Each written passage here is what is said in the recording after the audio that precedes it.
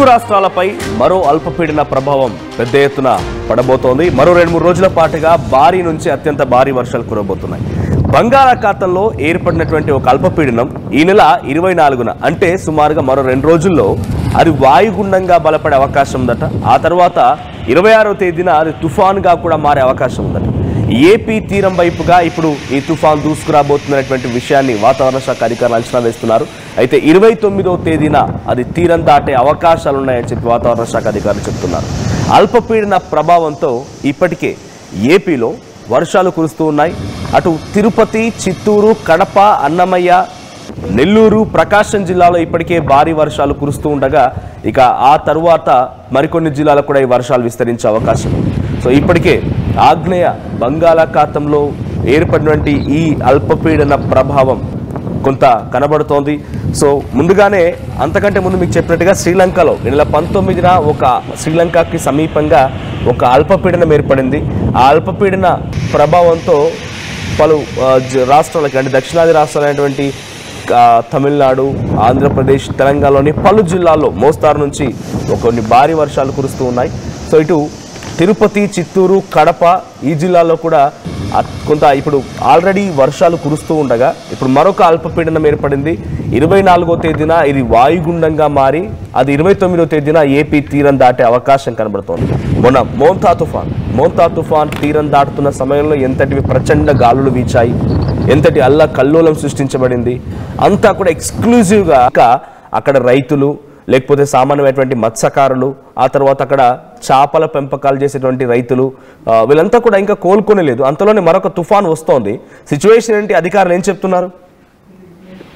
మనం చూస్తే కనుక మోంతా తుఫాన్ సృష్టించిన బేభత్సం నుండి ఆంధ్రప్రదేశ్ ఇప్పుడిప్పుడే కోలుకుంటున్న ఈ తరుణంలో బంగాళాఖాతంలో ఏర్పడినటువంటి అల్పపీడనం ఈ నెల 24 తేదీ నాటికి వాయుగుండంగా బలపడి 26వ తేదీకి పెను తుఫాన్ గా మారే అవకాశం ఉందని వాతావరణ కేంద్రం హెచ్చరిక నేపథ్యంలో ఇటువంటి విపత్తులు వచ్చినప్పుడు ఆంధ్రప్రదేశ్ ప్రభుత్వం మాత్రం ఎప్పటికప్పుడు ప్రజలను అప్రమత్తం చేయడంతో పాటు ప్రాణ నష్టం జరగకుండా చూసుకుంటుంది. అదేవిధంగా చర్యలు చేపడుతుంది. మరోవైపు చూసుకుంటే ప్రజలను అప్రమత్తం చేస్తుంది.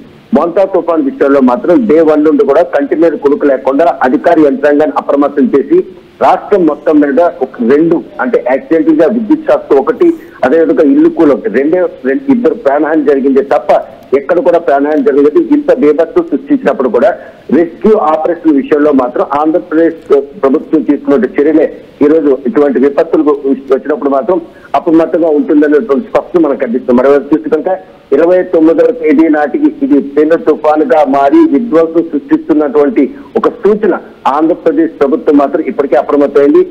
దీని తాలూకా సంకేతాలు మాత్రం ఇప్పటికే చిత్తూరు, కడప, అదేవిధంగా కర్నూలు ఈ ప్రాంతాలన్నింటిలో కూడా వర్షాలు కురుస్తున్నాయి.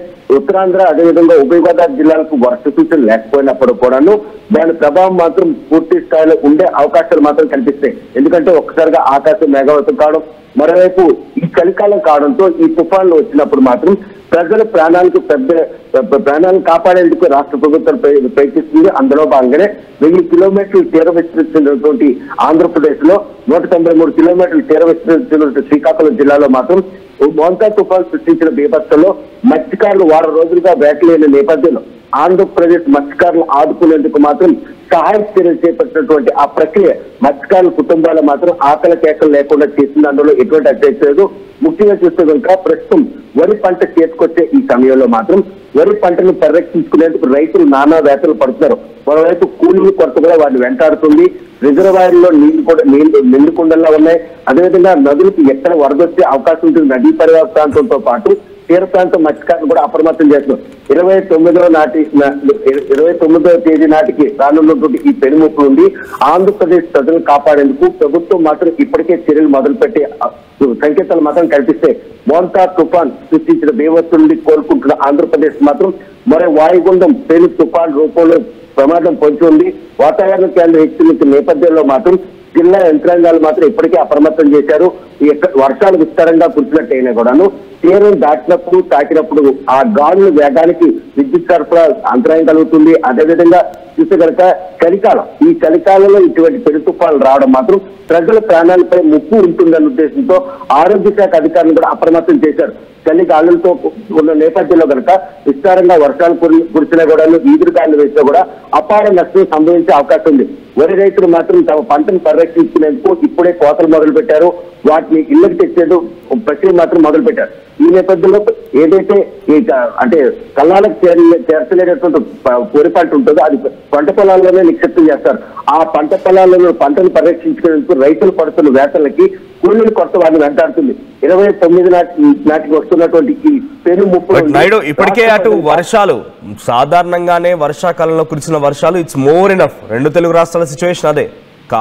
ఒక ప్రజలకి పంటలకి డ్యాములు నిండడం కోసం కురవాల్సిన వర్షాలు మొత్తం కూడా వర్షాకాలంలోనే పూర్తిగా కురిశాయి. ఆ తర్వాత వర్షాకాలంలో ఎక్స్టెండెడ్ అంటే అనావృష్టి కూడా చోటు చేసుకుంది. ఎక్కువగా కురిసిన వర్షాల నేపథ్యంలో పబ్లిక్ కొంత ఇబ్బంది పడ్డారు. పంట నష్టం కానివ్వండి, పంట అనుకున్న స్థాయిలో రాకుండా కొంత చెడిపోవడము, ఎరుపు రంగు ఎక్కడం అన్నీ కూడా జరిగిపోయాయి. ఇప్పుడు మోంతా తుఫాన్ ప్రభావంతో ఇంకొన్ని తీవ్రత చూపించింది.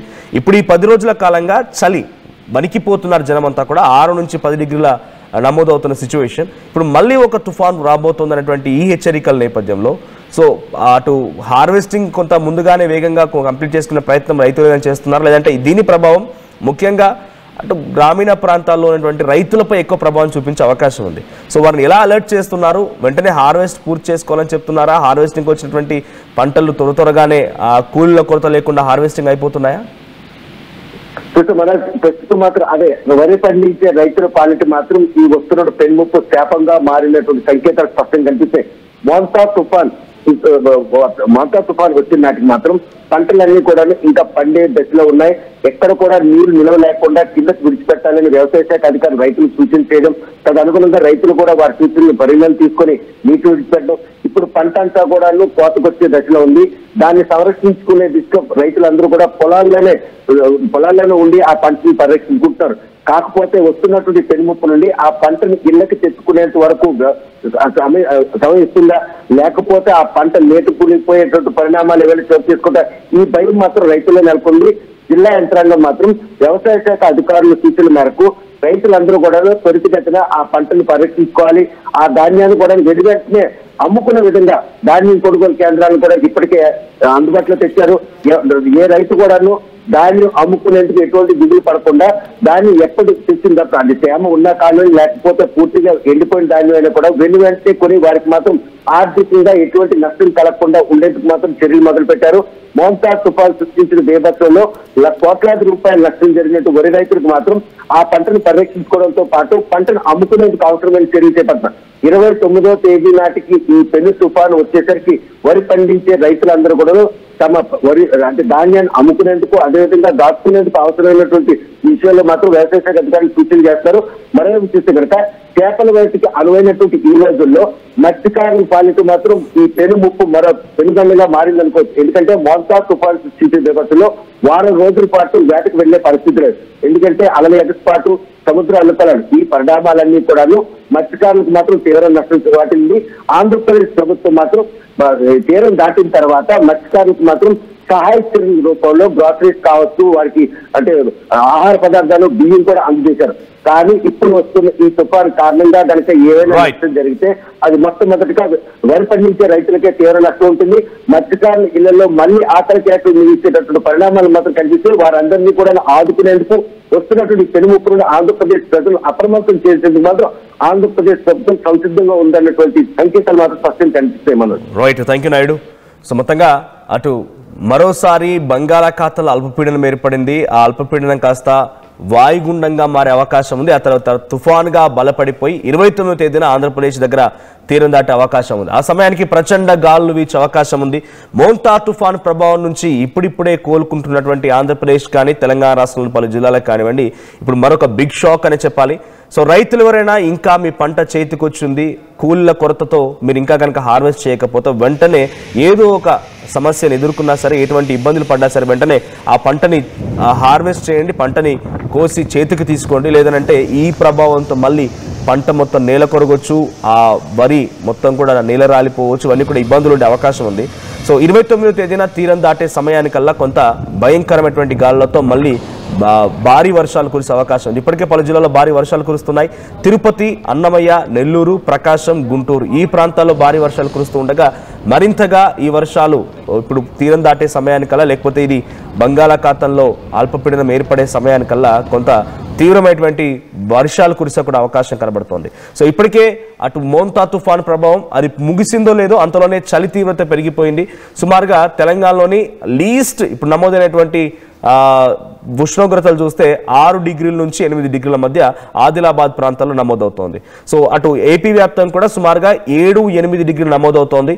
సో ఈ సిచ్యువేషన్లో చలితో కూడా కొంత తీవ్రమైనటువంటి పంట నష్టం కానివ్వండి, పబ్లిక్ కూడా కొంత అనారోగ్య బారిన పడిపోతున్నారు, ఇబ్బందులు పడుతున్నారు. ఇదిలా ఉండగా మరోసారి అల్పపీడనం ఏర్పడి అల్పపీడనం వాయుగుండంగా మారి అటు తుఫాన్గా బలపడిపోయి అది తీరం దాటే అవకాశం కనబడుతుంది 29వ తేదీన.